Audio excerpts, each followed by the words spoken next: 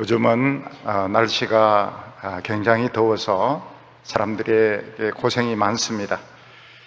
어떤 분은 햇빛이 막 내리쬐이는데 나갔더니 살갗이 타들는 것 같더라, 이런 말씀을 하시기도 하고, 또 데프리카라 이러는데 거기가 어딘지 몰랐는데 알고 보니까 우리가 사는 데가 이 데프리카라는 걸 알게 되었습니다. 너무 이렇게 날씨가 뜨거울 때는 군인들도 훈련을 시키지 못하게 합니다. 군인들 중에서 지쳐서 쓰러지는 죽는 사람도 있기 때문에 온도가 너무 올라가면은 훈련을 못 시키게 하고, 또 학생들도 뜨거운 데서 운동을 시키지 못하게 합니다. 이렇게 더울 때에 시원한 나무 그늘에 벤치에 앉아가지고 부채질을 하면 굉장히 시원합니다. 나무 그늘이 얼마나 고마운지 모릅니다. 또 아파트나 커피숍에서 에어컨을 틀어놓고 아이스커피 마시면은 굉장히 속이 시원할 것입니다. 요즘 사람들은 집이 어디 있느냐 하는 데 따라서 생활 수준이나 문화 수준이 많이 달라지는 것을 볼 수 있습니다. 가난한 사람들이 몰려서 사는 곳은 아무래도 교통도 불편하고 여러 가지 문화 수준도 부족한 점이 많고, 또 좋은 곳에 사는 사람들은 집도 좋고 또 학교도 좋고 여러 가지 좋은 이런 혜택을 누리는 것을 볼 수 있습니다. 요즘 사람들은 일단 집 안에 있으면 안전하지만 집 안에서만 살 수가 없습니다. 외국에 여행도 다녀야 되고, 또 사업도 해야 되고, 또 학생들도 공부도 해야 되고, 또 수학 여행도 떠나야 됩니다. 그러면 생각하지 못한 이런 사고가 날 수가 있습니다. 요즘은 잠이 부족한 이런 버스 운전사나 트럭 운전사가 앞에 있는 차를 덮치는 바람에 그냥 아무것도 모르고 졸지에 그 뒤에서 받쳐서 목숨을 잃는 이런 일들이 일어나고 있습니다.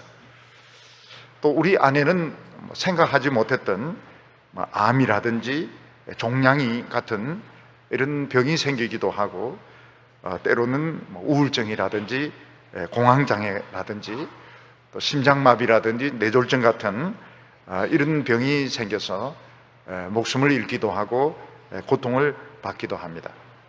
또 우리나라 같은 경우에는 늘 전쟁의 공포에 우리는 불안해하면서 살아가고 있습니다. 사실 우리는 정말 운이 나쁘면 언제 병에 걸리고 또 언제 죽을지도 모르는 참 이런 위험에 노출되어서 하루하루를 살아가고 있습니다.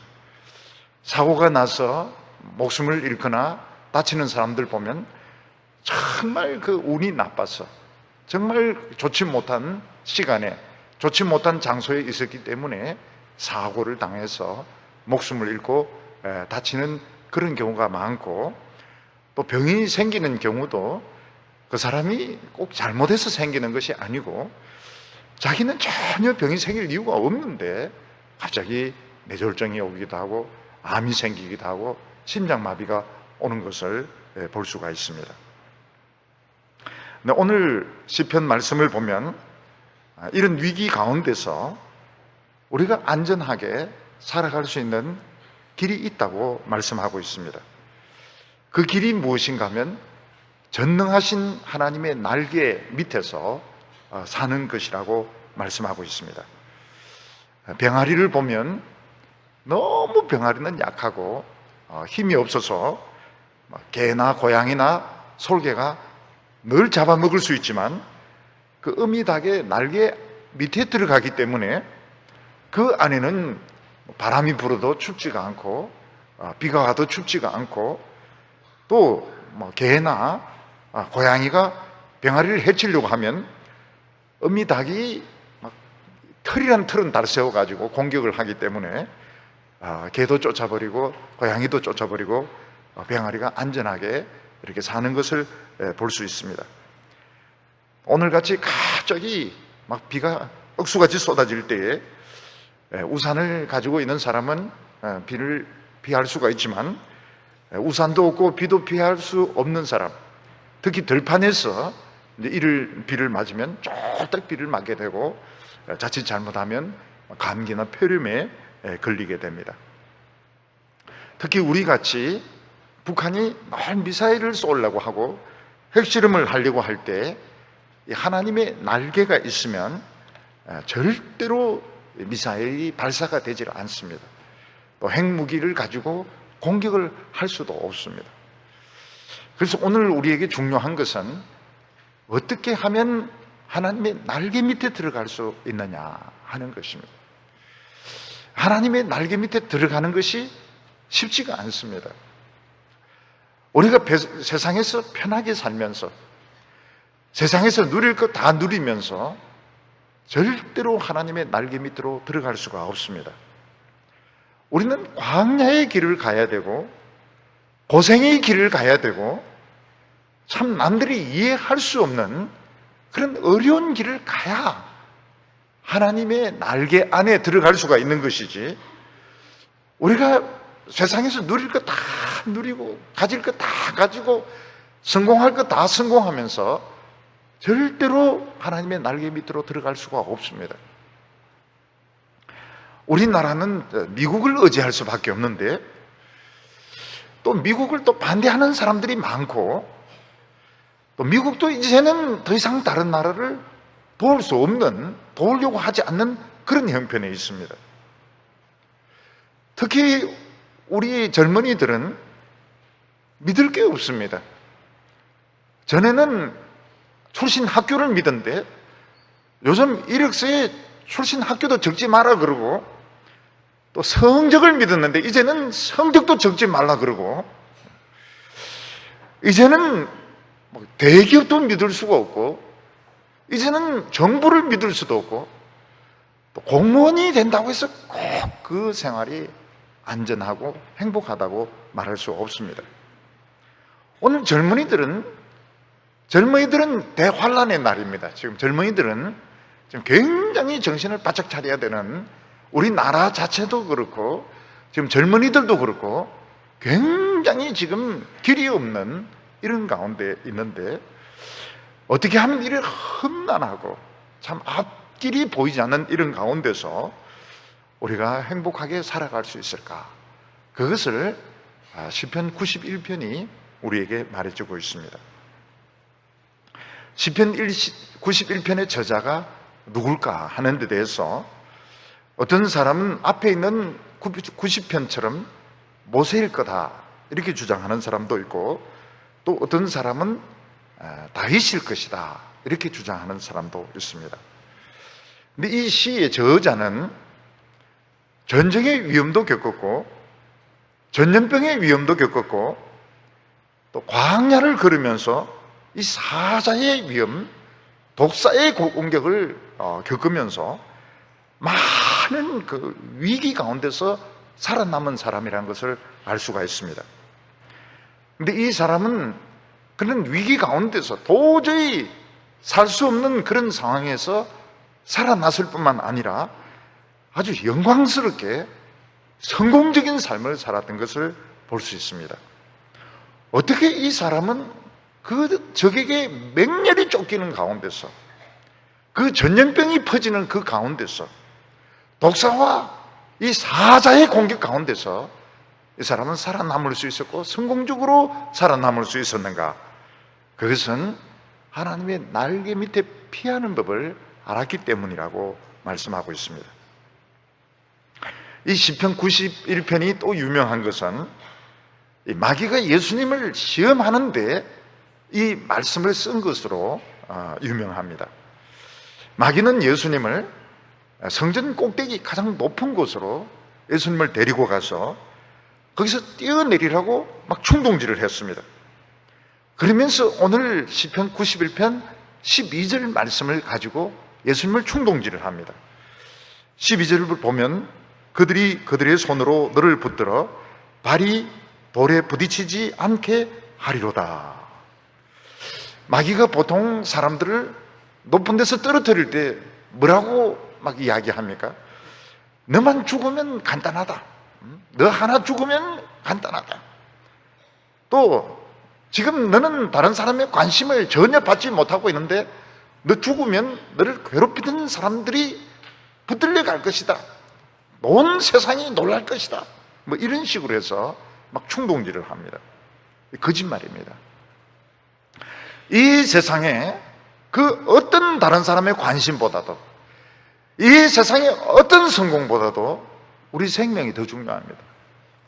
우리 인생은 이 세상 어떤 것과도 바꿀 수, 어떤 모험과도 바꿀 수가 없습니다. 어떤 다른 사람의 관심과도 바꿀 수가 없습니다.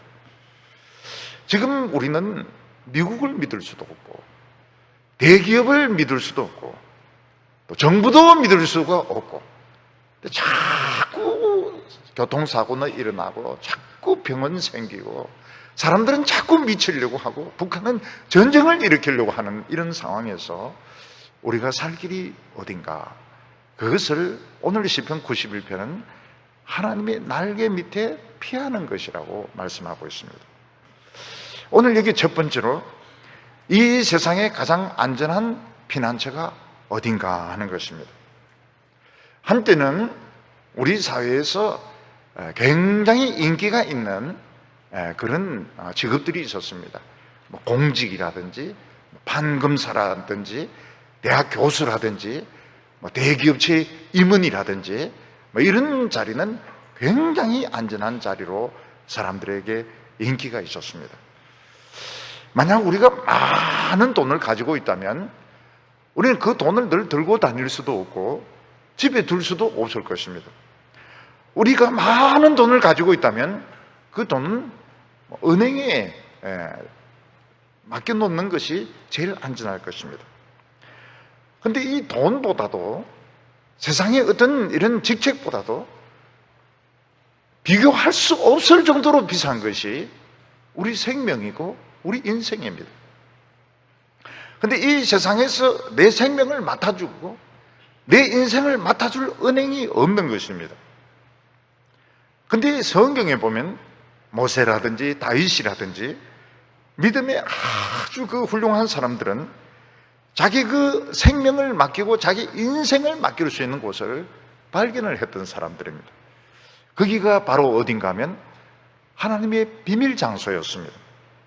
오늘 1절 말씀 보면 지존자의 은밀한 곳에 거주하며 전능자의 그늘 아래 사는 자들, 이렇게 말하고 있습니다. 지존자에게 아주 은밀한 비밀 장소가 있습니다. 여기 지존자라고 하는 것은 이 세상만이 아니고 하늘과 땅과 바다에서 최고 높은 분을 말합니다.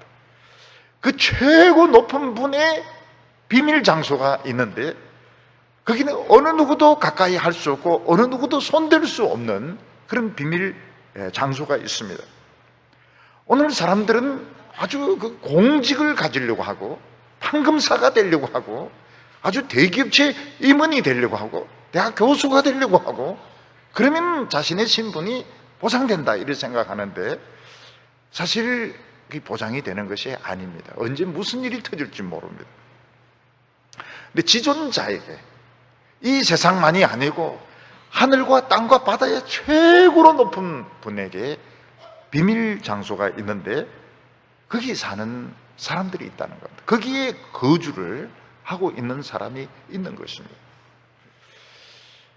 이 시편 91편을 모세가 썼든지 다윗이 썼든지 간에 그 공통된 특징이 무엇인가 하면 이 사람들이 엄청나게 쫓겨다니는 사람들이었다는 것입니다. 모세나 다윗은 결코 안정된 삶을 살았던 사람이 아니었습니다. 모세는 이스라엘 백성들을 노예 생활하는 걸 도우려고 하다가 애굽 노예 감독 한 명을 죽이고 도망을 치는데 무려 40년 동안 신분을 감추고 미디안 광야에 숨어서 도망쳐 다녔습니다. 다윗은 사울 왕에게 미움을 받아서 쫓겨다니는데 정말 새가 새 사냥꾼에게 쫓기듯이 새 사냥꾼이 새를 집요하게 추격하듯이 그렇게 아슬아슬하게 도망을 다니는 그런 생활을 살았던 사람이었습니다. 모세와 다윗은 어떤 사람들입니까? 떳떳하게 자기 신분을 나타낼 수도 없는 사람이었고 자신의 신분이 드러나는 순간 붙들려서 죽을 수밖에 없는 굉장히 위험천만한 사람들이었습니다. 근데 그들은 그래 쫓겨다니는 가운데서 지존자의 은밀한 곳을 발견하게 되었습니다. 어느 누구도 건드릴 수가 없고, 오히려 그들이 능력받고 그들이 세상을 이기는 그런 장소를 발견하게 되었던 것입니다. 모세는 그곳이 어딘가 하면 그 광야의 떨기나무였습니다. 모세는 무려 40년 동안 신분을 감추고 숨어서 돌아다니면서 양치기 노릇을 했는데, 어느 날 불붙는 떨기나무를 구경하러 갔다가 거기서 하나님의 음성을 듣게 됩니다. 하나님께서 모세를 부르시면서 뭐라고 말씀하십니까? 내 발에서 신을 벗으라, 이렇게 말씀하셨습니다. 하나님은 모세에게 뭐라고 말씀하셨는가 하면, 너는 이제 더 이상 도망 다니지 말라. 너는 내 종이다. 이제 너는 나의 종노릇만 하면 된다고 말씀하셨습니다. 모세는 그 순간까지 도망을 다녔습니다. 모세는 그 순간까지, 하나님의 음성을 듣는 순간, 하나님 앞에서 발을 벗는 그 순간까지 모세는 불안했고 도망을 다녀야만 했습니다. 근데 하나님의 음성을 듣는 그 순간 모세는 도망 다닐 필요가 없었고 도망칠 곳도 없었습니다. 오히려 모세는 거기서 하나님의 능력을 받아서 지팡이를 들고서 바로를 싸우러 가게 됩니다. 바로 거기가 어디입니까? 지존자의 비밀 장소였던 것입니다. 다윗도 사울왕의 미움을 받아서 쫓기고 쫓기는데 정말 아슬아슬하게 도망을 다닙니다. 다윗이 아둘람 굴에 숨어 있을 때 정말 이제는 더 이상 도망칠 데도 없었고 이제는 더 이상 소망도 없었습니다. 다윗은 혼자 먹고 살기도 어려운데 억울한 일을 당한 사람들 한 400명이 몰려와서 다윗과 같이 있겠다고 합니다. 지금 자기 먹을 것도 없는데 어려운 사람들 400명이 몰려와서 막 어려움을 호소합니다. 다윗이 그들에게 줄 수 있는 것이 무엇입니까? 아무것도 없었습니다. 다윗이 그들에게 줄 수 있는 것은 하나님의 말씀밖에 없었습니다. 그래서 그 굴에서 그 400명에게 하나님의 말씀을 가지고 설교를 하기 시작했습니다. 여호와는 나의 목자시니 부족함이 없으리로다, 설교를 하기 시작했습니다. 그때 다윗의 마음은 뜨거워지기 시작했고 다윗은 하나님의 임재를 경험하게 됩니다. 그리고 사울왕이 다윗을 잡으려고 하는데 오히려 2번씩이나 다윗에게 죽을 뻔하는 그런 일을 경험하게 됩니다.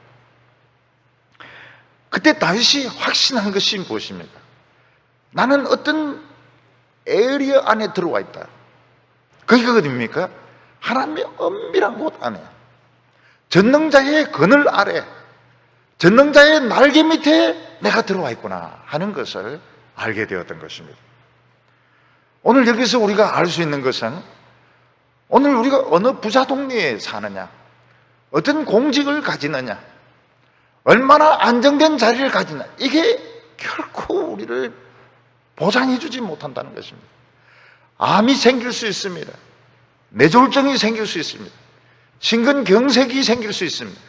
전쟁이 터질 수 있습니다. 뒷차가 들이받을 수 있습니다. 앞차가 덤벼들 수도 있습니다. 아무것도 상대적으로 남들보다 좀 낫다는 것이지 우리의 생명을 보장해 줄 수 있는 것은 이 세상에 아무것도 없습니다. 근데 우리가 어떻게 하다가 하나님의 날개 밑으로 들어가게 될 때가 있습니다. 세상에서 쫓기다가 더 이상 도망칠 데가 없어서 그냥 하나님 말씀 듣는 대로 그냥 도망을 치게 되는데 거기서 어떤 일이 일어나게 됩니다. 무슨 일이 일어나게 됩니까? 거기서 아무도 건드리지 못합니다. 아무도 건드리지 못하고 오히려 세상을 이기게 되는, 오히려 세상에 대해서 반격을 하게 되는, 능력을 받는 대역전이 일어나게 되는데 거기가 바로 하나님의 은밀한 것입니다. 그이가 하나님의 그늘인 것입니다.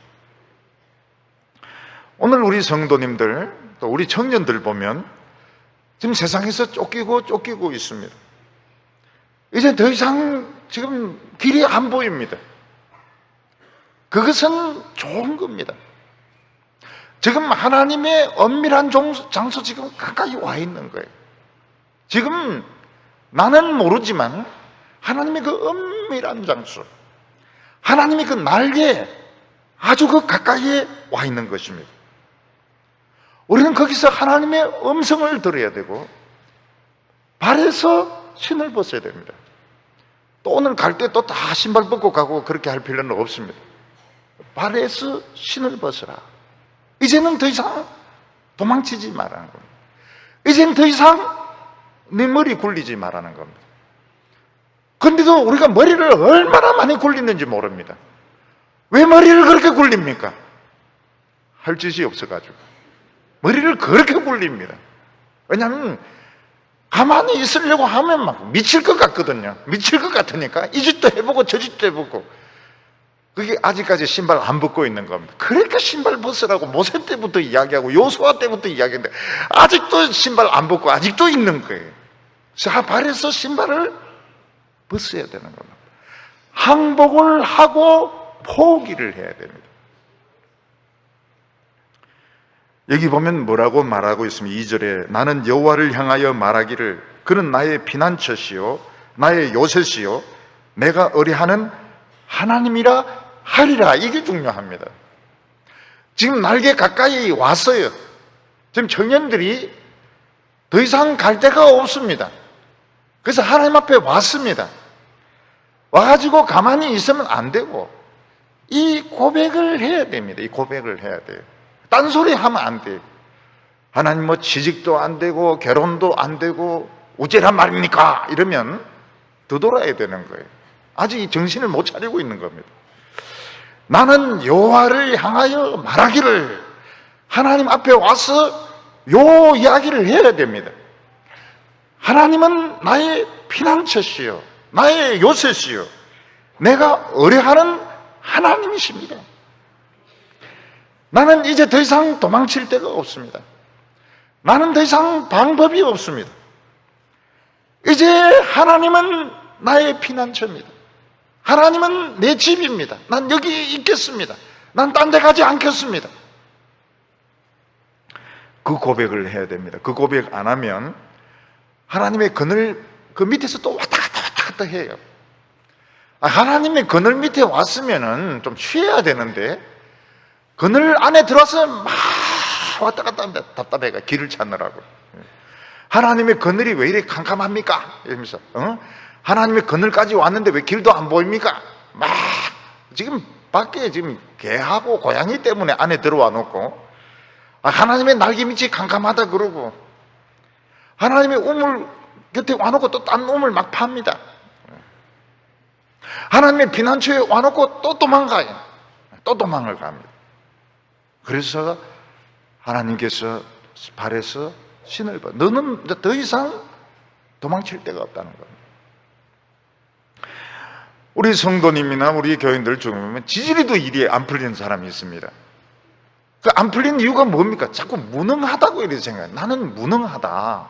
나는 무능하고 학교를 잘못 나왔고 성적을 잘못 받았고, 그게 아닙니다. 하나님의 의지가 확고한 거예요.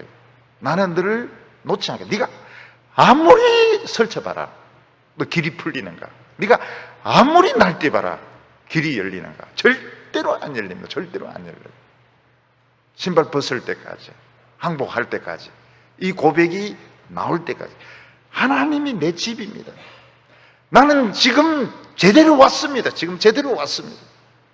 이 고백이 나와야 되는, 하나님은 나의 피난처시요 나의 요새시요 내가 의지하는 유일한 분이십니다. 여러분, 이 세상에서 아무리 돈이 많아도 생명보다 더 귀하지 않습니다. 아무리 높은 자리에 있어도 죽으면 소용이 없습니다. 오늘 최고로 중요한 것이 내 생명이고 최고로 중요한 것이 내 인생인데 이걸 책임져 줄 사람이 있는가? 없습니다. 없습니다. 어느 누구와 결혼하고 어느 직장을 다니고 아무리 돈을 많이 받아도 내 생명을 지켜주고 내 인생을 책임져 줄 분은 하나님밖에 없습니다. 우리가 쫓기다가 결국은 하나님의 날개 밑으로 들어갈 때 영혼이 소생되고 새 힘을 얻게 되고, 그리고 오히려 세상에 대해서 자신감을 가지게 됩니다. 그게 뭔가 하면 하나님의 비밀 장소, 하나님의 그늘 밑에, 날개 밑에 들어온 것입니다. 하나님이 피난처가 되면 좋은 게 뭐가 좋은가 하면 장소에 한정이 되지 않습니다. 어디를 가더라도 그게 날개 밑입니다.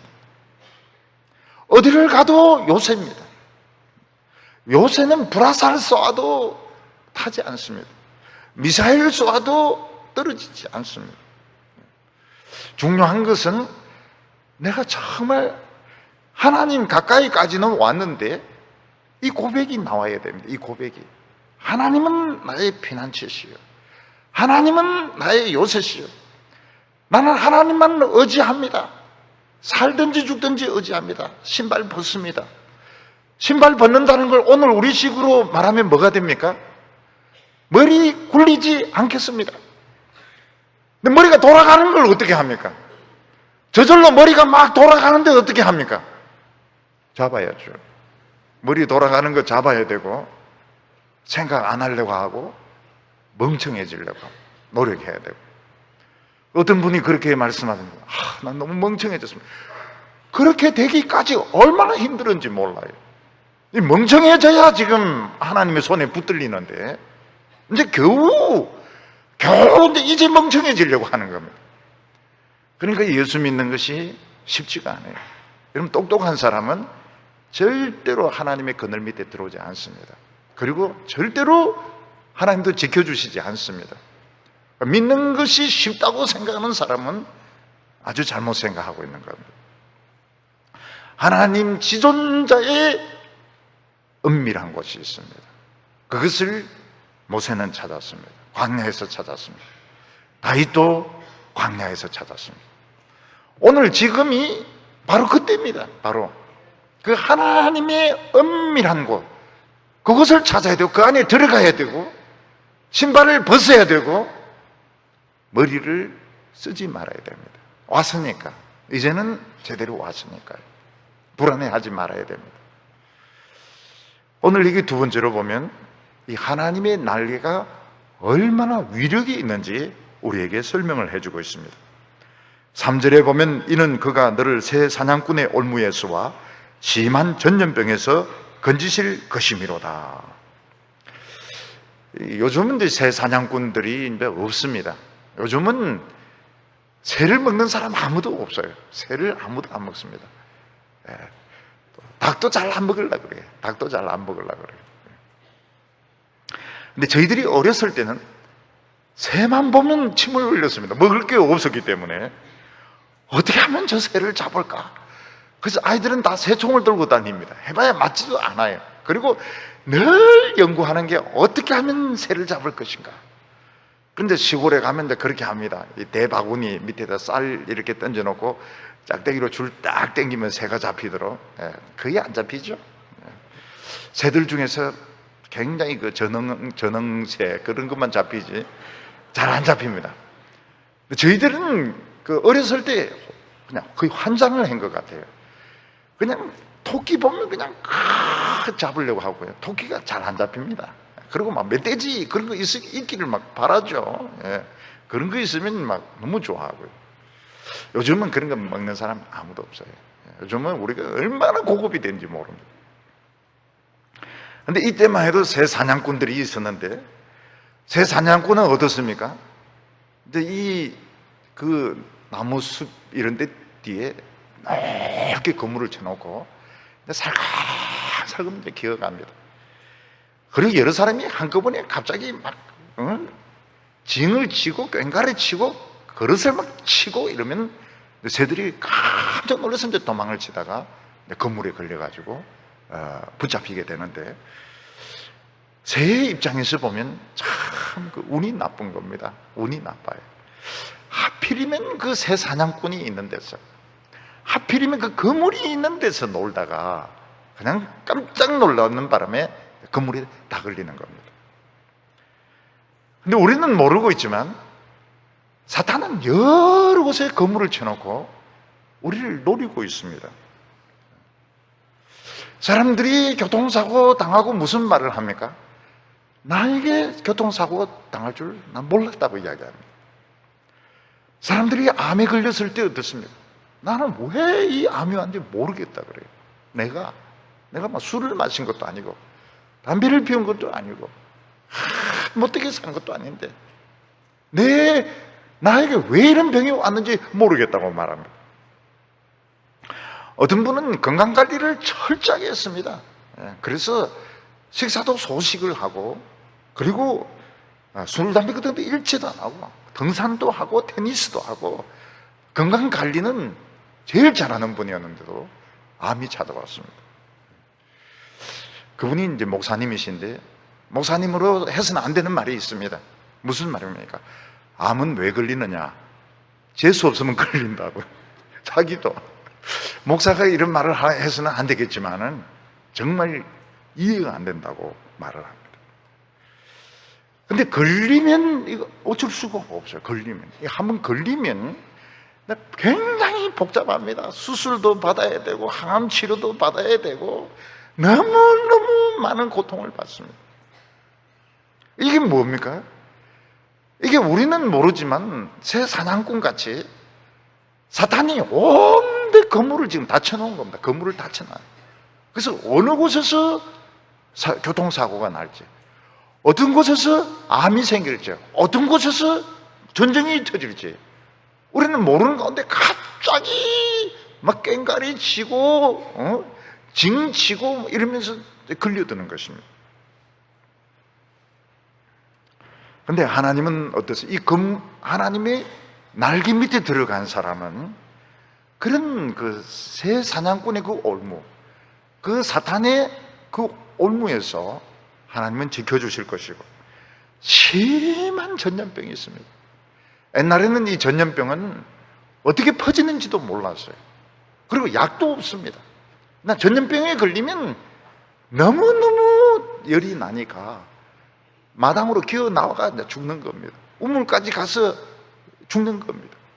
하나님께서는 이런 전염병, 눈에 보이지 않는 이런 균까지 막아주시겠다고 말씀하셨습니다. 여기 4절에 보면 그가 너를 그의 깃으로 덮으리니 내가 그의 날개 아래 피하리로다. 그의 진실하심은 방패와 손방패가 되시나니. 하나님이 날개 깃으로 덮어주시면 어떻게 됩니까? 이 사탄이 공격을 못합니다. 사탄이 새 사냥꾼같이 살금살금 와가지고 건물로 탁 덮치려고 하는데 날개가 막아줍니다.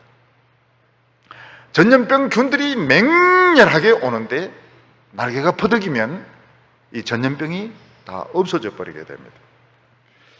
하나님은 방패를 2개를 쓰십니다. 큰 방패와 작은 방패, 2가지 방패를 쓰시는데 큰 재앙도 막아주시고 작은 재앙도 막아주신다고 말을 했습니다. 5절과 6절 보면 너는 밤에 찾아오는 공포와 낮에 날아오는 화살과 어두울 때 퍼지는 전염병과 밝을 때 닥쳐오는 재앙을 두려워하지 아니하리로다. 밤에 갑자기 적이 공격을 합니다. 밤이 두려워요. 밤이 두렵습니다. 낮에는 또 화살이 날라옵니다. 화살은 그냥 생각지도 못한 곳에서 날라와서 몸에 와서 박힙니다. 그리고 이제 어두울 때는 전염병이 퍼집니다. 그리고 또 밝을 때 아침에도 또 재앙이 찾아옵니다. 이게 무엇을 말합니까? 우리 인간들, 하나님의 백성들, 우리 인간들을 노리는 것이 너무너무 많다는 것입니다. 밤이나 낮이나 아침이나 저녁이나 우리를 노리고 있는 것이 너무너무 많습니다. 하나님께서 지켜주시니까 우리가 안전하게 살 수 있는 것이지, 하나님이 안 지켜주시면 우리 인간은 행복이 있을 수가 없습니다. 믿든지 안 믿든지 간에 행복한 삶은 있을 수가 없습니다. 하나님께서 밤에도 지켜주시고 낮에도 지켜주시고 아침에도 지켜주시고 저녁에도 지켜주시니까 믿든지 안 믿든지 안전하게 살 수 있는 것이지, 하나님이 안 지켜주시면 사람들은 밤에도 공포고 낮에도 공포고 아침에도 공포고 저녁에도 공포고, 전염병, 화살, 전쟁, 재앙들, 우리의 목숨을 노리고 있는 것이 너무나도 많다고 말하고 있습니다. 그런데 인간들은 그 직장 그거 가지고, 자기가 가지고 있는 돈 조금 가지고, 자기가 가지고 있는 그 재주를 가지고 행복하게 살리라고 생각하는데 굉장히 어리석은 것입니다. 7절에 보면 1000명이 내 왼쪽에서 10,000명이 내 오른쪽에서 엎드러지나 이 재앙이 내게 가까이 오지 못하리로다. 어떤 때는 수많은 사람들이 죽습니다. 전쟁이 터지거나 전염병이 터지면 수많은 사람들이 죽습니다. 왼쪽에 죽은 사람이 1000명입니다. 오른쪽에 죽은 사람이 10,000명입니다. 네, 하나님의 날개 밑에 숨은 사람은 죽지 않습니다. 재앙이 가까이 오지 못한다고 말씀하고 있습니다. 왜냐하면 하나님의 날개는 위력이 있기 때문입니다. 하나님의 날개는 무엇을 일으킵니까? 우리를 품어줄 뿐만 아니라 바람을 일으킵니다. 하나님의 바람을 일으키는데 이 바람이 사탄을 쫓습니다. 이 바람이 전염병균을 쫓습니다. 이 사탄이 모든 불화살을 이 날개의 바람이 다 쫓아버립니다. 우리는 이런 게 시적인 표현이지 실제로 이런 일이 가능할까? 왼쪽에서 1000명이 죽는데 내가 살아남을 수 있고, 오른쪽에서 10,000명이 죽는데 내가 살아남을 수 있고, 밤의 공포와 낮의 화살과 이 모든 재앙으로부터 안전할 수 있을까? 모세는 그걸 경험했습니다. 모세는 뒤에서 새카맣게 바로의 그 병거와 군대가 공격을 할 때 그 바다가 갈라지는 경험을 했습니다. 오늘 우리 주위에는 수많은 마귀들이 믿는 사람이든 안 믿는 사람이든 멸망을 시키려고 거물을 쳐놓고 노리고 있습니다. 어떤 때는 우리를 분노하게 만들고, 어떤 때는 다른 사람을 분노하게 만들고, 어떤 때는 정치인들이 그냥 흥분을 해가지고 막 이상한 짓을 하고, 어떤 때는 병이 찾아오기도 하고, 어떤 때는 음란에 빠지기도 하고. 근데 하나님이 이 날개를 가지고 퍼득이면 어떻게 됩니까? 이 마귀들이 날라서 도망을 가게 됩니다. 이 악령들이 떠나게 됩니다. 그때 하나님의 백성들에게 어떤 일이 일어나게 됩니까? 정신이 번쩍 드는 겁니다. 우리가 세상에 취해서 살다가 정신이 번쩍 들면서 정체성을 딱 찾게 돼요. 내가 하나님의 백성이지. 내가 하나님의 백성이지. 참 존귀한 하나님의 백성이지. 내가 천사지. 그리고 나에 대한 하나님의 뜻을 명확하게 안 하게 되는데, 그게 바로 승리하는 것입니다. 8절에 보면 오직 너는 똑똑히 보리니 악인들의 보응을 내가 보리로다. 너는 똑똑히 보게 될 것이다. 그게 무슨 말입니까? 우리는 지금 제대로 보지 못하고 있습니다. 우리는 자꾸 인간의 눈으로, 세상의 눈으로 이렇게 보기 때문에 내 자신이 아무것도 아닌 거예요. 나는 힘도 없고 똑똑하지도 못하고 어떤 세상적인 이런 권세도 없고 나는 너무 보잘것이 없다고 자꾸 그렇게 생각을 합니다. 그 이유는 뭔가 하면 마귀가 우리의 눈을 가려가지고 우리의 분별력을 흐리게 만들어 놓습니다. 우리를 영적 침체에 빠뜨려 놓습니다. 그래서 우리로 하여금 그냥 눈앞에 있는 것만, 죽으라고 눈앞에 있는 이 세상 것만 붙잡으려고 그렇게 몸부림치도록 만들어 놓습니다. 이게 뭔가 하면 우리가 지금 쏟고 있는 것입니다. 하나님께서 이 날개를 가지고 퍼득이면 어떻게 됩니까?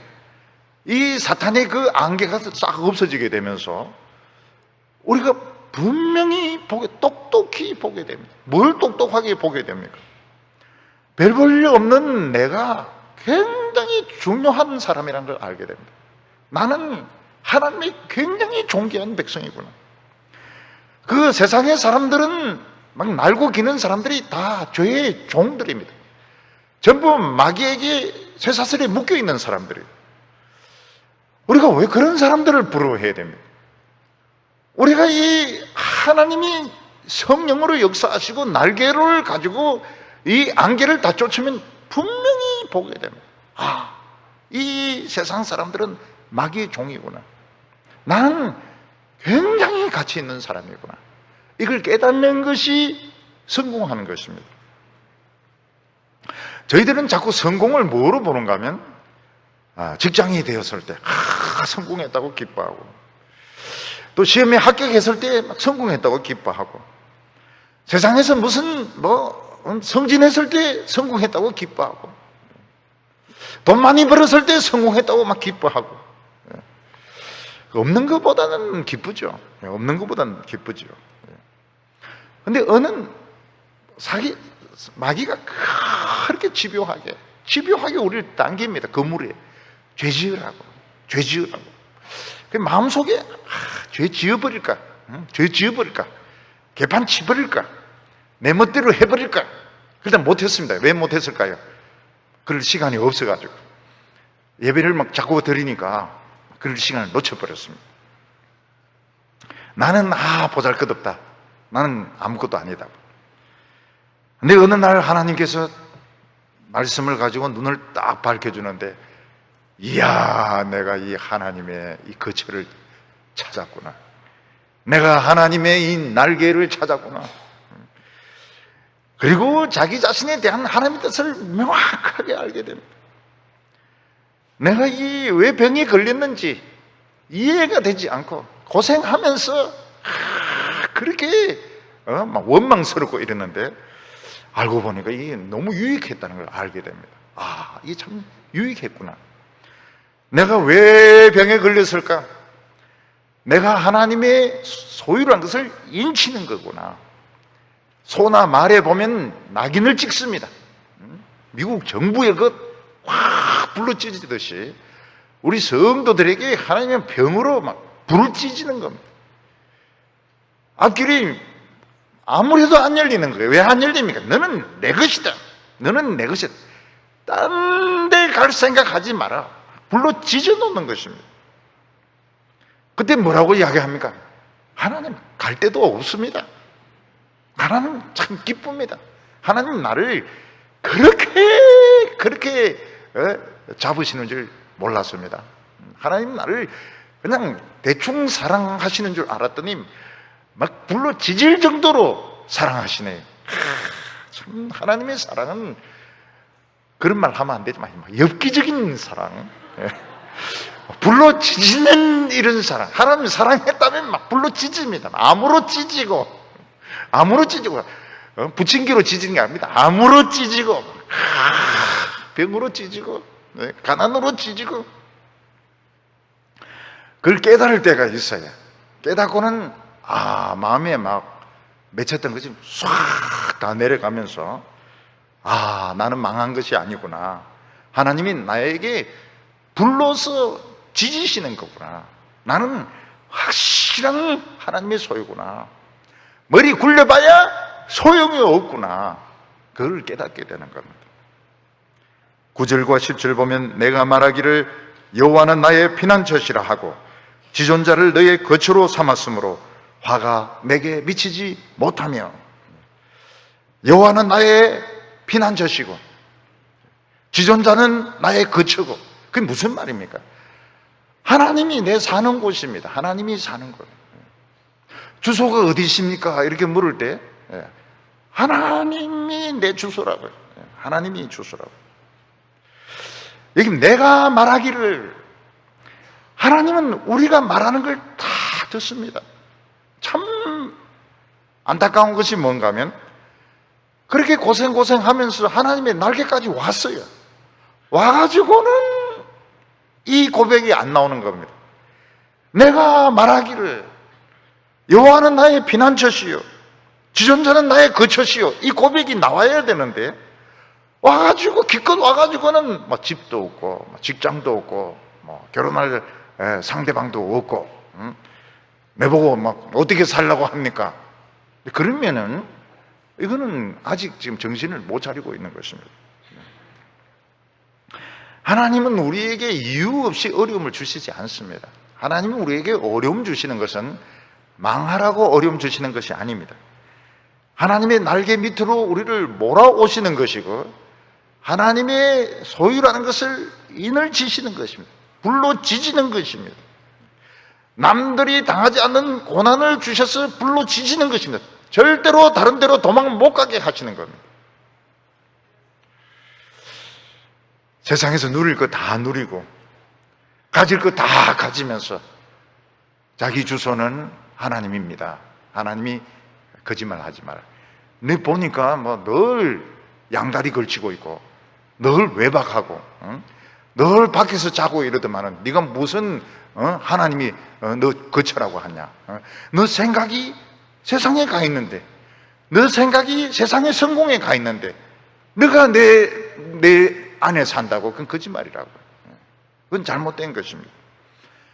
그래서 어려움이 찾아오고 일이 안 풀리고 병이 오고 이럴 때 말이 굉장히 중요합니다. 말이.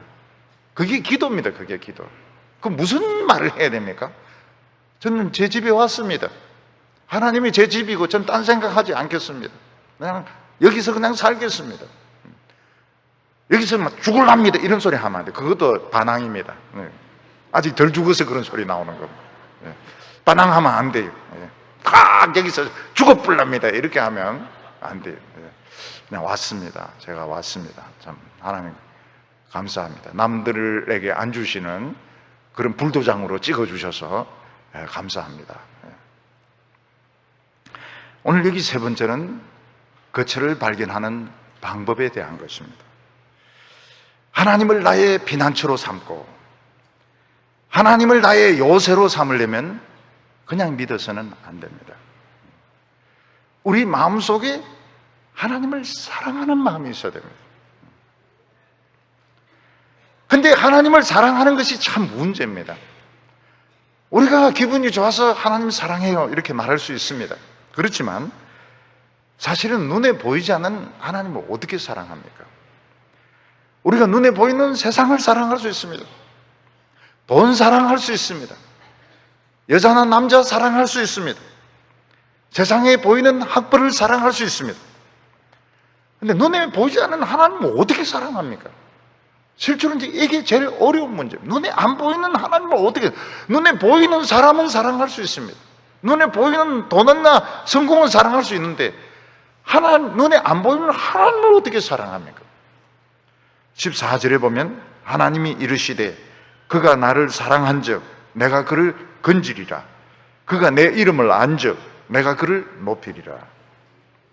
하나님을 사랑해야지 하나님이 건져주시고 지켜주시는데 하나님을 어떻게 사랑합니까? 눈에 보이지 않는 하나님을 어떻게 사랑합니까?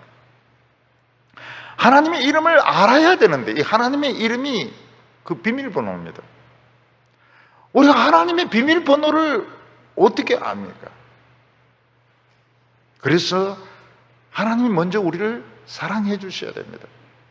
우리가 먼저 하나님을 사랑하는 거 아닙니다. 하나님이 우리를 사랑해 주셔야 됩니다. 하나님이 우리를 어떻게 사랑하십니까? 하나님 참 너무 무섭게 사랑하십니다. 하나님 우리를 사랑하셔서 도저히 빠져나올 수 없는 깊은 구덩이에 빠뜨리십니다. 가난의 구렁텅이, 병의 구렁텅이, 절망의 구렁텅이, 환난의 구렁텅이에 빠뜨리십니다. 거기는 빛도 들어오지도 않고 어느 누구도 위로해 줄 수도 없고 거기서 나를 건져낼 수 있는 사람도 없습니다. 근데 참 놀라운 것이 뭔가 하면 그 캄캄한 그 기가 막힐 그 구덩이에서 하나님의 말씀이 들리는 겁니다. 하나님의 말씀이 위로가 돼요.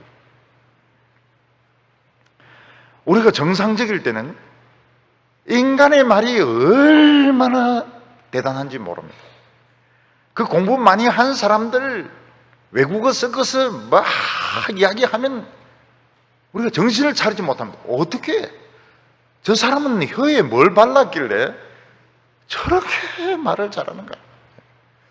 텔레비전에 나오는 사람들 보면은 너무너무 말을 청산유수 같이 하고, 학회에서 누구 발표하는 거 보면 막 청산유수 같이 하고, 정치인들 말하는 거 보면 막 혀가 굴러가는 것 같아요. 세상에 그런 지식들, 세상에 이런 이야기들 너무너무 참 화려하게 느껴지게 됩니다. 정상적일 때 우리가 어려움 안 겪을 때는 세상적인 이런 지식들, 세상적인 이런 정보들 너무 대단하게 느껴집니다. 근데 환란의 구렁텅이에 딱 빠지면요, 전혀 위로가 안 돼요. 그런 말은 정말 위로가 안 됩니다. 사람이 찾아와가지고 하는 말들 위로가 하나도 안 됩니다. 근데 놀라운 것이 무엇인가 하면 성경 말씀은 위로가 돼요. 참 희한한 것이 교인들이 성경 말씀을 들으면 버팁니다. 버티고 위로가 됩니다. 그리고 뭘 발견하게 되는가 하면 그 말씀이 나에게 하는 말씀이라는 걸 알게 됩니다. 나에게 하는 말씀이고 그 말씀이 맛이 있다는 걸 알게 됩니다. 하나님의 말씀이 맛이 있어요.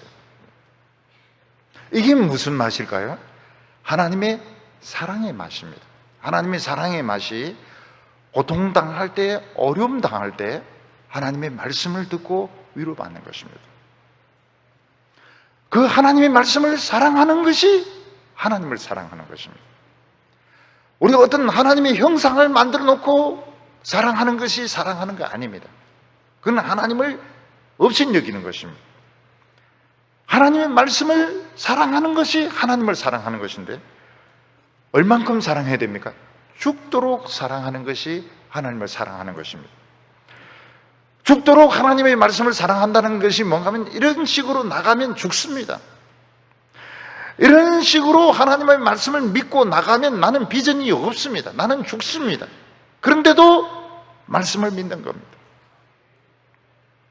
그래서 예수님이 뭐라고 말씀하셨습니까? 사람이 떡으로 사는 것이 아니고 하나님의 입에서 나오는 말씀으로 사는 거라 그랬습니다. 예수님은 이미 40일 굶었습니다. 한계점까지 왔어요. 이제 더 굶으면 예수님도 죽습니다. 사탄이 별의별 짓을 다 해요. 돌로 떡을 만들어 먹으라고 별의별 짓을 다 합니다. 그런데 예수님은 하나님의 말씀으로 이깁니다. 그리고 예수님은 사셨습니다. 죽음도 이겼습니다. 사셨습니다. 사드락과 메삭과 아벳느고가 어떻습니까? 하나님의 말씀대로 하면 죽습니다. 하나님의 말씀대로 하면은 그 왕의 신상에게 절할 수 없고, 절하지 않으면 영광로에 들어가 죽습니다. 근데 사드락과 메삭과 아벳느고는 어떻게 하면 죽도록 하나님 말씀을 사랑했습니다. 죽습니다. 영광로 속에 들어갑니다. 영광로 속에 뭐가 있습니까? 하나님의 날개가 있었던 겁니다. 하나님의 날개가 그들의 머리털 하나 상하지 않도록 지켜줘서 그 세 명이 살아서 나오게 됩니다. 다니엘은 예루살렘을 향하여 기도합니다. 다리오 왕은 예루살렘을 향하여 기도하는 사람은, 다른 신에게 기도하는 사람은 사자굴에 넣어서 죽이겠다고 변경할 수 없는 페르시아의 법으로 공포를 합니다. 다니엘이 하나님을 향하여 기도하면 죽습니다. 그것도 비참하게 죽습니다. 근데 다니엘은 어떻게 합니까? 죽도록 사랑했습니다. 죽도록 사랑한다면 난 죽는다는 거예요. 난 살 생각이 없어요. 난 살 생각이 없어. 난 지금 죽으려고 하는 거예요. 나는 지금 기도하고 지금 죽으려고 하는 거예요. 그런데 삽니다. 왜냐하면 사자굴 안에 하나님의 날개가 있었고 하나님의 은밀한 장소가 있어서 하나님의 천사들이 와서 지켜줘서 이 다니엘을 해치지 못했던 것입니다. 근데 우리가 이 하나님의 말씀을 죽도록 사랑하면 살 뿐만 아니라 성공을 합니다. 근데 성공하고 나면 하나님 말씀을 덜 사랑하게 됩니다. 왜냐하면 하나님 말씀 사랑해봐야 알아주지를 않습니다.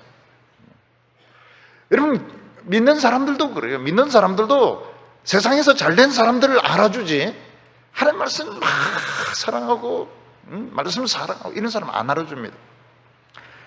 그리고 하나님의 말씀이 너무 방대하니까 사실은 그 먹는 게 힘들어요. 하나님 말씀을 다 먹을 수가 없습니다. 세상 지식을 가지면 똑똑합니다. 똑똑해, 말 잘합니다. 똑똑합니다. 세상에서 인정을 해줍니다. 그래서 우리가 때때로는 참 어려울 때는 하나님 말씀 막 붙들지만 좀 성공하고 나면 좀 느슨해집니다. 근데 문제가 뭡니까? 세상 어떤 지식도 하나님 말씀 같은 맛이 안 나요.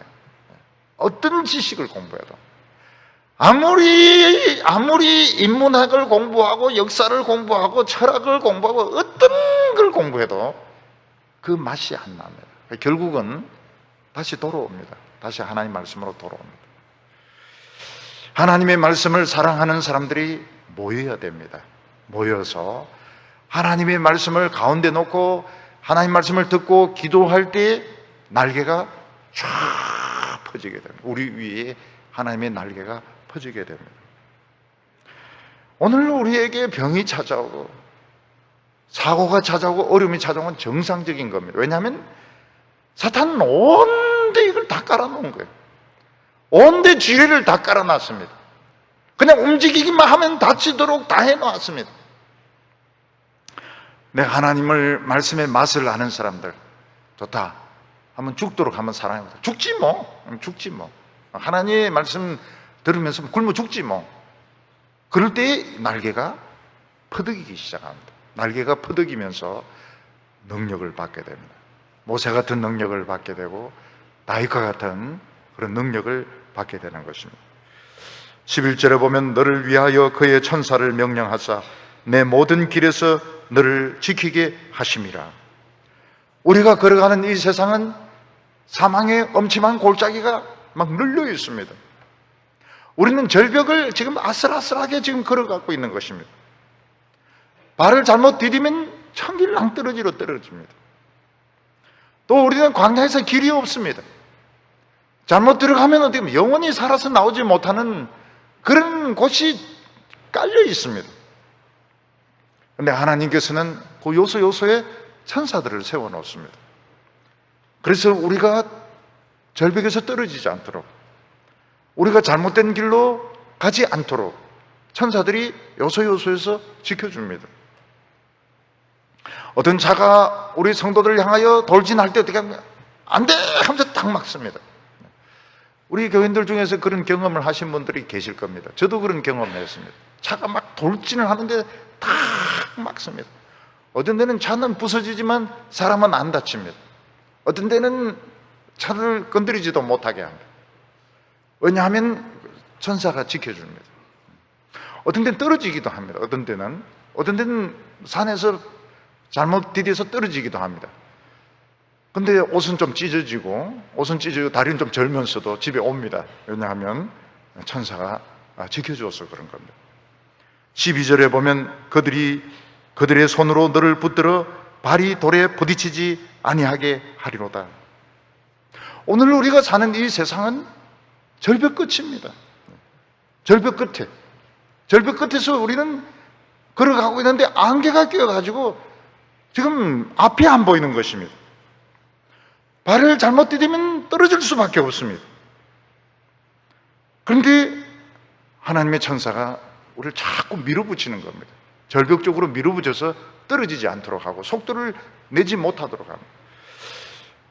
우리는 왜 내 인생이 이 속력을 못 낼까? 다른 사람들은 막 쭉쭉쭉 뻗어나가는데 나는 왜 이렇게 진도가 안 나갈까? 거기가 절벽이라서 그런 겁니다. 절벽이라서 진도가 못 나가도록 천사가 우리를 잡고 속력을 못 내도록 우리를 질질 끌어서 그런 것입니다.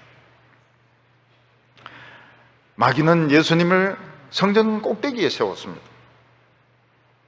예수님은 꼭대기에 올라가는 걸 원치 않습니다. 예수님은 바닥에 내려가기를 원하는데 세상의 성전 꼭대기에 억지로 세우고 뭐라고 막 뛰어내리라고. 이게 뭐 자살 충동입니까? 뭡니까?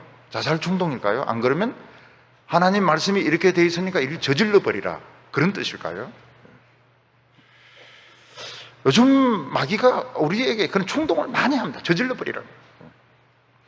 옷 막 사고 싶으면 사버리라. 카드 끌고 버리라. 끌고 버리라. 일 저질러 버리라.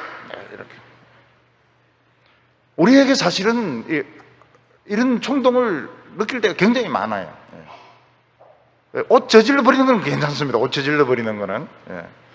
옷이 그냥 쌀 때 2,000원, 3,000원짜리는 저질러도 괜찮지만은 굉장히 비싼 옷은 가정 불화의 원인이 될 수가 있습니다. 막 저질러 버리라. 일 저질러 버리라. 남자 여자 사이에 일 저질러 버리라. 그거 참 큰일 납니다. 큰일 나요. 큰일 나요. 요즘은 진짜 치명적인 거예요. 치명적인 거. 여러분, 성전 꼭대기, 요즘 하나님의 종들이 막 꼭대기까지 올라갑니다. 성전 꼭대기까지 올라가요. 거기서 이제 떨어집니다. 그러니까 온 세상이 시끄러워요. 온 세상이 시끄러워요. 하나님의 종들이 그냥 성전 꼭대기까지 올라가가지고, 그때 큰 성전 그 높은 자리까지 올라가가지고 거기서 일을 저질러 버리니까 떨어져가지고 아주 그냥 참 처참합니다. 그 올라가지 말라고 그랬는데 우리는 이 종탑에 못 올라가도록 열쇠 채워놨습니다. 마이가 시험 못 하도록. 근데 올라갈 수도 있어요. 올라갈 수도 있어요. 근데 하나님 말씀 붙드는 것이 안 떨어지는 비결입니다. 우리가 이 세상에서 있다 보면 좀 높은 데 올라갈 수도 있습니다. 뭐 성전 꼭대기는 아니지만 세상에서 좀 높은 자리에 올라갈 수도 있어요. 그런데 더 철저히 말씀을 드려요. 남들이 하는 대로 하면 안 됩니다. 남들이 하는 대로 하고 이 해라고 하는 대로 하면 안 됩니다. 나중에 걸려들어요. 마귀는 우리에게 계속 충동질을 합니다. 충동질을 저질러 버리라, 뛰어내려 버리라, 하고 싶은 대로 다 해버리라고. 그때 사탄아 물러가라 이렇게 해야 되고, 절대로 거기에 그 충동이 넘어가요. 근데 너무 충동이 요즘은 강력합니다. 마귀가 막 어떻게 하든 쓰러뜨리려고 덤벼듭니다. 말씀 안 들으면 그게 꼭 옳은 것 같아요. 이런 말씀 안 들으면 뛰어내리는 것이 옳은 것 같고, 일 저지르는 것이 옳은 것 같고, 내 하고 싶은 대로 하는 것이 옳은 것 같은데 그거는 망하는 겁니다. 치명적인 게 됩니다.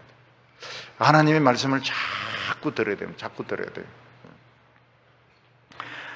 이 세상에 우리를 공격하는 것들이 얼마나 많은지 13절에 내가 사자와 독사를 밟으며 젊은 사자와 뱀을 발로 누르리로다. 광야를 걸어가는데 밤에도 걸어가고 낮에도 걸어갑니다. 근데 사자가 웅크리고 있습니다. 방울뱀이, 독사가, 코브라가 또아리를 틀고 있습니다. 뭣도 모르고 사자가 있는 곳을 지나가면 그냥 갈기갈기 찢어 먹어버립니다. 모르고 독사를 밟으면 어떻습니까? 바로 물어서 즉사를 하게 됩니다. 어떤 때는 젊은 사자가 공격할 때도 있습니다. 어떤 때는 다른 뱀이 공격을 할 때도 있습니다. 근데 여기 보면 어떻습니까? 하나님의 날개 밑에 있는 사람은 실수로 뱀을 밟아도 뱀이 공격을 못합니다. 사자를 밟아도 사자가 공격을 못합니다. 왜냐하면 하나님의 천사가 밟고 있습니다. 한쪽 발로는 사자를 밟고 있고 한쪽 발로는 독사를 밟고 있고, 그래서 우리가 모르고 실수로 밟아도 덤벼들지 못하도록 하는 겁니다. 우리는 참 실수투성입니다. 우리는 허물이 굉장히 많습니다. 그래도 그냥 넘어가는 이유가 어디에 있는가 하면 바로 하나님이 천사를 보내어서 그 발로 사자도 밟고 독사도 밟고 젊은 사자도 밟고 또 다른 뱀들도 밟고 이러기 때문에 우리가 실수로 밟아도 넘어가는 겁니다. 그래서 길을 쓰고 하나님의 날개 밑으로 들어가야 됩니다. 우리 날개 밑으로 들어가려면 사람들에게 인정받는 걸 포기해야 됩니다. 세상의 성공도 포기를 해야 됩니다. 그래야 천사가 길을 지켜줍니다. 그래야 천사가 절벽에서 떨어지지 않도록 우리를 지켜줍니다. 그러나 하나님의 날개 밖에서 성공한 사람들은 어떻게 됩니까? 충동을 이기지 못합니다. 사탄이 일을 저질러 버리라, 뛰어내리라, 하고 싶은 대로 해버리라. 결국 그것 때문에 망하는 것입니다. 그리고 얼마나 많은 마귀들이 우리를 노리고 있는지, 얼마나 많은 함정이 우리 옆에 있는지, 얼마나 많은 그물들이, 새 그물들이 있는지 사람들은 모르고 있습니다. 정말 아무것도 아닌 것 가지고, 세상에 그 아무것도 아닌 성공을 가지고, 아무것도 아닌 그런 공직을 가지고, 아무것도 아닌 그 지식을 가지고 얼마나 잘난 체 하는지 몰라요. 근데 보면은 결국은 이 사탄에게 붙들려 있습니다. 오늘 성공과 안정은 굉장히 무서운 우상입니다. 여러분, 교회가 자기 예배당을 가지면서부터 부패하기 시작합니다. 그래서 아주 조심해야 됩니다. 상가 빌려가지고 개척교회 할 때는 덜 부패하는데, 자기 건물을 가지면서부터 급격하게 부패하기 시작합니다. 성공하고부터 급격하게 썩기 시작합니다. 그래서 꽉 하면 됩니다. 성공할 수도 있고 안정할 수도 있습니다. 그렇지만 사도 바울은 어떻게 했습니까? 자기 자신을 첩복종시킨다고 그랬습니다.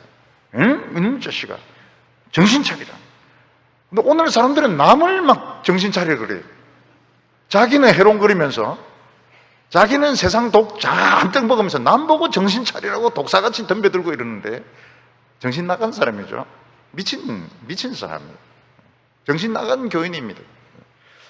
자기를 쳐서 복종시켜야 됩니다. 야, 이놈아, 네가 뭐 안정 좋아하고 앉았네, 성공 좋아하고 앉았네, 네가 지금 꼭대기에서 좀 떨어지려고 해? 그래? 마귀가 얼마나 무서운데, 네가 뭐 성공 나부랑이를 가지고 네가 잘난 체, 이놈의 자식아. 부모는 왜 자식을 야단을 안 치는 겁니까? 야단을 쳐야 됩니다. 성공했을 때 야단을 쳐야 돼. 이놈의 자식아, 네가 인마 무슨 네가 성공했다고 그래? 막 1등이 뭐 잘났다고 그래? 이놈의 자식아. 예배 빼먹고 말이지. 금요일도 안 나오는 인간이 막 지 박아야 되는 겁니다. 그리고 가족들로부터 무시를 당하고 주위 사람으로부터 업신여김을 당할 때 깨달아야 됩니다. 아, 날개 가까이 왔구나. 그리고 고백을 해야 되겠구나. 내 주소가 어딘지, 내 정체성이 뭔지, 나는 어떤 사람인지 고백을 해야 되겠구나. 고백을 안 해. 그까지 와놓고 실컷 고생해놓고 엉뚱한 소리를 합니다. 뭐도 없고 집도 없고 아파트 새고 말이죠. 싱크대는 새라고 있는 것이지 그걸 가지고 뭐 원망을 하고 말이죠. 그 엉뚱한 소리를 하고 있다고. 와가지고는 이 고백을 해야 된대. 하나님은 나의 피난처시요, 나의 요새시요. 나는 신발 벗습니다. 나 이제 머리 안 굴릴랍니다. 15절에 그가 내게 간구하리니 내가 그에게 응답하리라. 하나님의 응답받는 것이 쉬운 일입니까? 아닙니다. 엄청난 일입니다. 하나님의 기도 응답받는 게 엄청난 일입니다. 세상을 사랑하지 않고 하나님의 날개 밑으로 온 사람들의 간구를 하나님이 들어주십니다. 하나님께서 그를 영화롭게 하겠다고 했습니다. 여호와를 의지하는 자는 수치를 당하지 않는다고 했습니다. 지금은 비웃는 사람도 있고 조롱하는 사람도 있습니다. 그러나 끝은 항상 아름답습니다. 16절에 내가 그를 장수하게 함으로 그를 만족하게 하며 나의 구원을 그에게 보이리라 하시로다. 장수는 그냥 오래 사는 게 아닙니다. 오래도록 하나님의 일을 할 수 있도록 능력을 주시고 축복해 주시는 것입니다. 오랫동안 부흥이 일어나도록 해주시고 만족스럽게 합니다. 본인이 어떻게 생각합니까? 내 인생은 만족스럽습니다. 하나님의 길을 걸어간 결과는 만족스럽습니다. 나는 아무것도 부족한 것이 없습니다. 그런 인생을 살게 된다고 약속했습니다. 우리 성도님들은 꼭 이 길을 걸으시기를 바랍니다. 기도드리겠습니다. 거룩하신 하나님 아버지, 이 광야 같은 세상에서 하나님의 날개를 펴시고 우리를 불러 모아 주심을 감사합니다. 오늘 저희들이 하나님 앞에서 이 고백을 드리게 하여 주시옵소서. 하나님은 나의 피난처시요 나의 요새시며 내가 의뢰할 하나님이라고 고백하게 하여 주시옵시고, 나는 다른 데 가지 않겠습니다. 머리 굴리지 않겠습니다. 그냥 하나님 여기서 살겠습니다. 이런 고백을 하게 하여 주시옵소서. 오늘 우리를 노리고 있는 사탄의 세력이 너무너무 많습니다. 병으로 공격을 합니다. 전쟁의 위협으로 공격합니다. 정신적으로 공격합니다. 하나님의 날개로 이 모든 사탄의 세력을 쫓아내어 주시옵소서. 예수님의 이름으로 기도하옵나이다.